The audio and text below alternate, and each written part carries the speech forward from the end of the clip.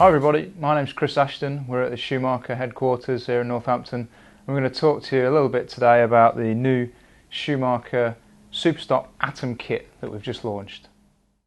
So the first feature I want to talk about on the new car is the new all alloy chassis.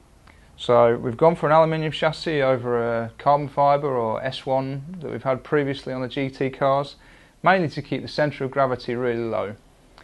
The chassis is actually heavier than a normal carbon fibre or S1, keeping the centre of gravity low.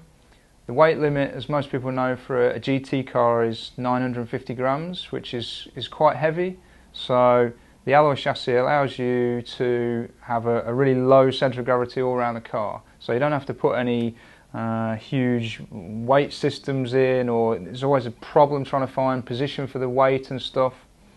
It's still underweight, but we have got two sort of optional weights that you can use, two 21 gram weights, front and rear, that will fit straight into the chassis to get you up to weight basically. Obviously that does depend on what type of electronics you use.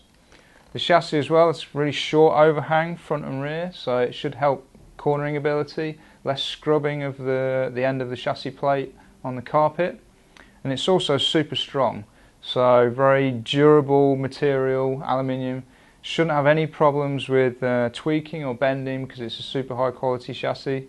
It doesn't give you the problem where you had with the carbon fibre chassis, so you might delaminate the chassis in a crash or have an issue like that. So good all round alloy chassis. It's pretty new to this sort of class and we think it's going to work really good.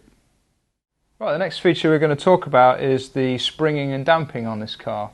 So on the rear now we have different types of springing that we've seen on previous sort of GT12 cars. So we've got independent roll springs on the side and an independent rear bump spring.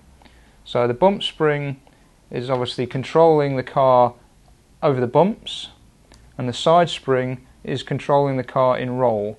So these two are now independent. So if you want to, you can have a nice soft car in roll and a stiff car in bump.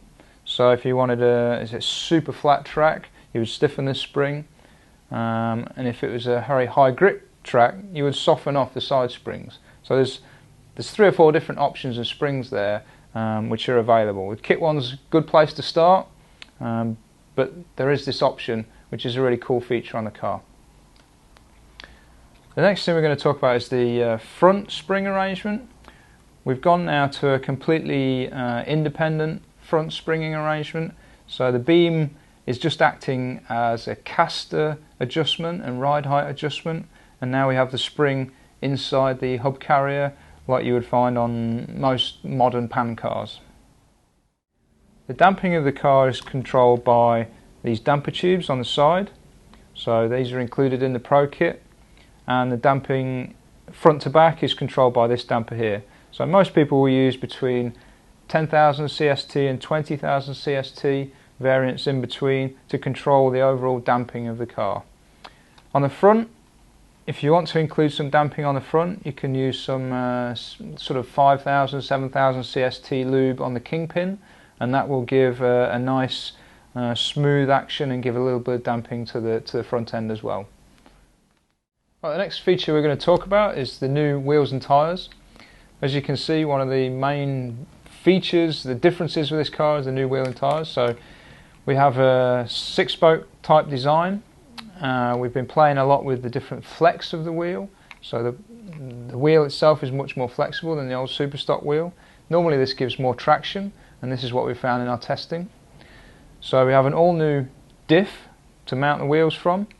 The wheels are obviously now the 3 bolt type fixing. So it's a completely new Schumacher diff, more akin to the 12 scale pan cars that we've seen in the past, with a carbon fibre axle. It also has a completely balanced left rear hub, so much lighter than the old setup, and also much more in conjunction with well, I suppose we're talking about an LMP car. So while we're talking about the rear axle and the rear pod assembly, one thing that we've tried to do on this car is provide a really low motor. It's one of the briefs that we had with the whole car. We wanted to lower the centre of gravity of the car completely. So the motor is now really low through the bottom of the chassis, almost flush with the chassis plate. So again, helps with the car where it's increasing the corner speed and doesn't have the tendency to traction roll like some of these type of cars can have. Don't forget, these cars are pretty narrow and quite heavy, so it's always been a problem in this class. But now with a super low motor, it should be much better. So with this car we have multiple positions for the servo placement. Unfortunately these days not one servo is exactly the same as another, so it's quite difficult for the manufacturers to get this right. We have a slotted hole in the front which allows you to move the servo left to right slightly. It allows you to get the spline in the centre of the car, which is really important. And we also have two holes in the rear which allows the use of the Core RC servo, which is super popular in this class. It's a nice sort of low cost budget servo that works really well. With the servo position, this car always gives you a little bit more room for the radio gear. So the radio can now, or the speed control, the heavy item, can move further inboard. Benefit, it doesn't go over the edge of the chassis, and also the weight distribution is much better than it was before. What we found with the old GT car was that the car performed quite a bit better with a low roll centre conversion. The team drivers and guys in the R&D department came up with the solution for that car, and we've gone with a similar kind of theory on this car as well, but improved on it slightly. So we've now got the pivot ball inverted and sunk right into the bottom of the chassis. The links are now upside down with a new ball, so we've got super low roll centre with the car. The lower the roll centre, the more traction overall the car has. So it allows better corner speed and less chance of traction rolling. So the new car has a really easy to adjust front end system, so you can adjust the ride height very simply and also the caster at the same time. So by inserting washers and adjusting the little grub screw, you can adjust the caster as to suit your track conditions, high or low grip. You've got the option there to try it. So with the new car we have the front bumper system, quite a strong foam bumper which is now mounted on a bumper mount off the chassis, so it gives it a little bit more strength. The body is now mounted with slightly different body positions, so the front is the same but the rear is now mounted on the side pods on the chassis rather than at the rear like we had before. This should give the body a little bit more stability and increase the downforce close to the rear tyres. So there we have it, that's a quick overview of the new Schumacher ATOM. We've got lots of new features, lots of things that should increase the strength of the car, but more importantly make it go quicker around the track. I hope you enjoy the new car, and I'll see you at the track soon.